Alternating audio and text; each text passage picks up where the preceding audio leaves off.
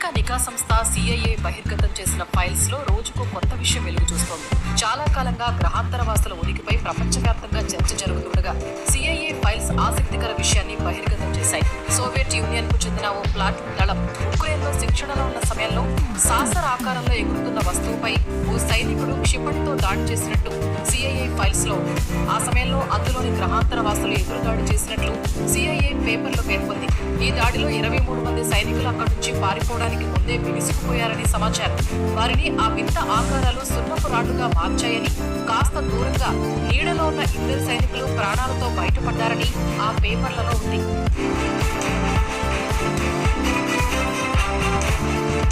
ఈ దృశ్యాలను చూసిన ఎవరైనా భయంతో వణకాల్సిందేనని సిఐఏ నివేదిక పేర్కొంది.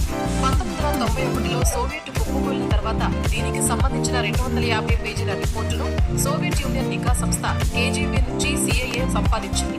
మరోవైపు దీనికి సంబంధించిన ప్రత్యక్ష సాక్షుల వాంగ్మూలాలు, చిత్రాలు అందులో ఉన్నట్లు న్యూయార్క్ పోస్ట్ పత్రిక కథనం ప్రచురించింది.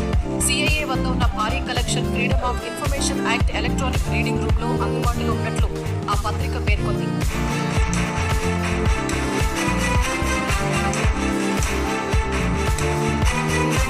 కుప్పకూలిన సాసర్ వంటి వస్తువు నుంచి వచ్చిన 5 ఆకారాలకు పెద్ద కళ్ళు, పొడవైన చేతులు ఉన్నాయని సిఐఏ రిపోర్టు పేర్కొంది.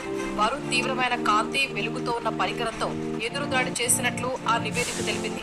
ఇక అక్కడ దొరికిన శకలాన్ని కేజీబీ ఏజెంట్లు ఓ రహస్య ప్రదేశానికి తరలించారని సమాచారం.